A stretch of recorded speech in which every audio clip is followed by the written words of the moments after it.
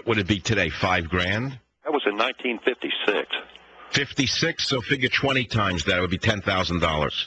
Yeah, but that's a true story. And the waiter said that he left him a $500 tip the other time he was in there. Wow. I think there was a story that Jackie Gleason gave gargantuan tips all the time.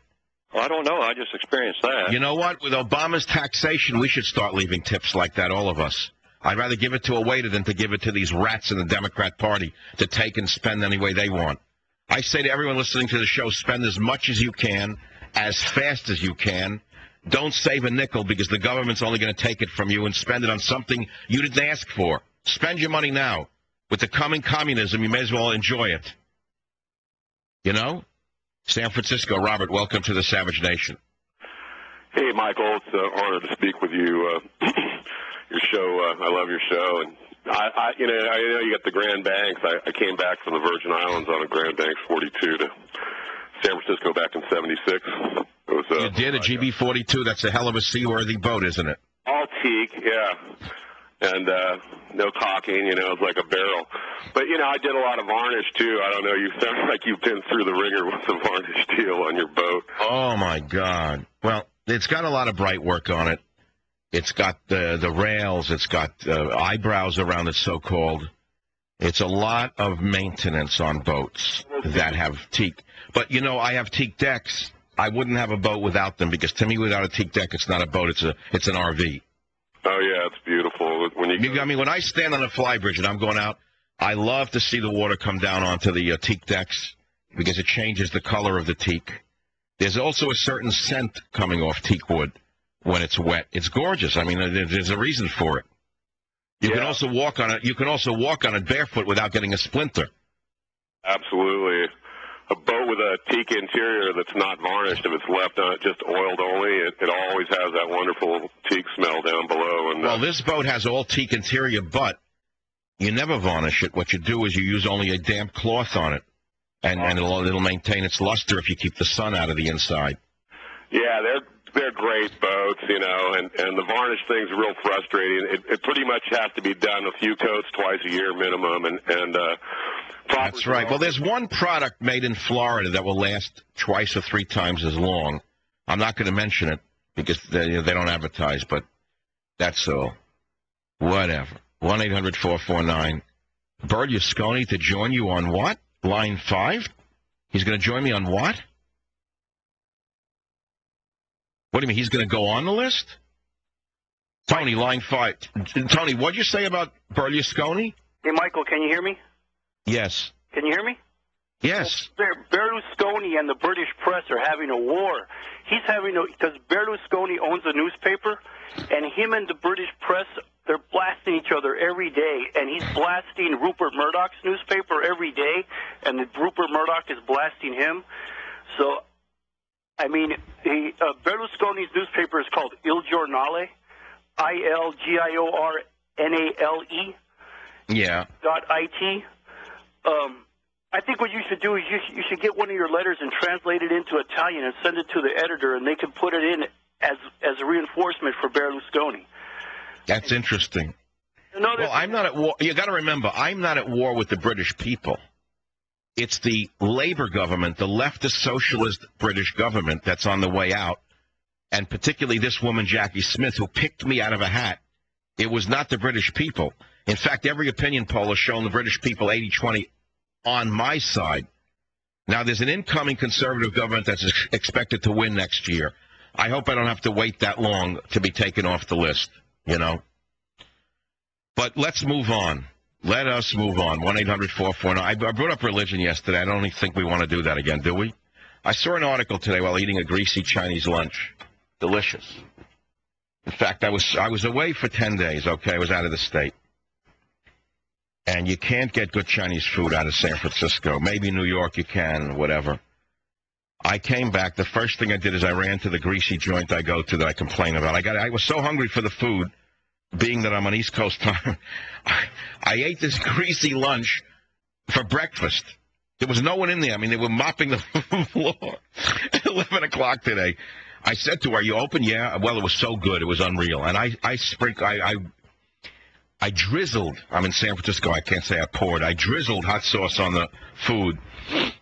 I got to tell you, my sinuses opened up from that food. I needed 3 napkins to get back to my apartment. So in the place, I like to read free newspapers that are left over by customers from a day before.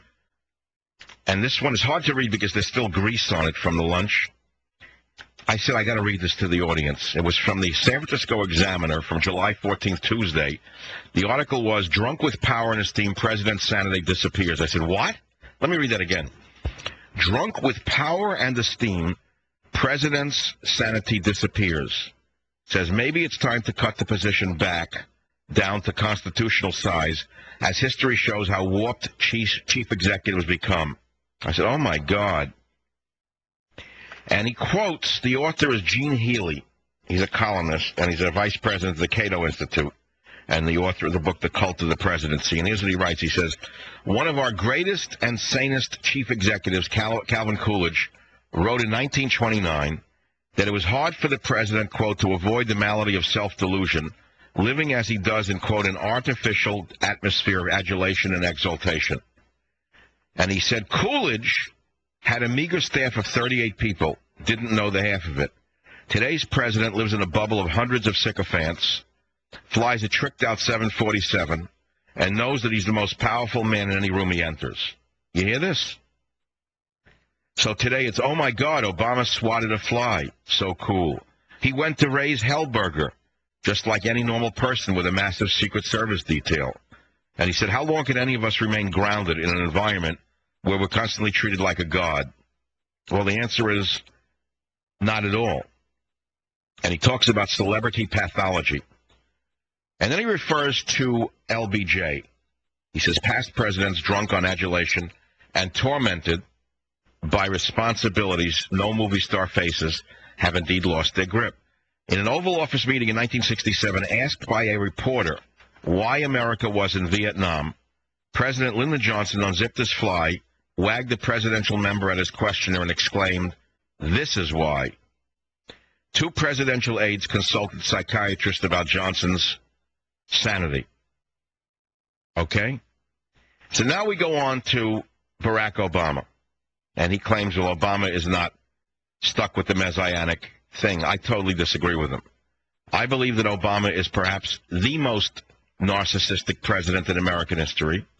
I believe that his sanity has not disappeared, certainly, but I believe that his narcissism has warped him to an extent that is unhealthy for the United States of America. The founder's presidency was a comparatively humble office.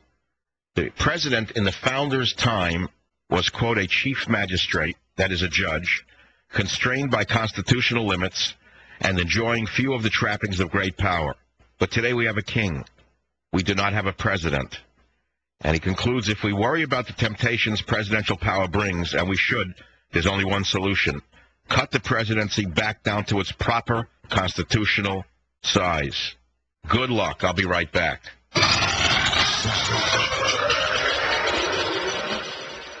On the air, online, and on the go. This is Talk 910 KNEW.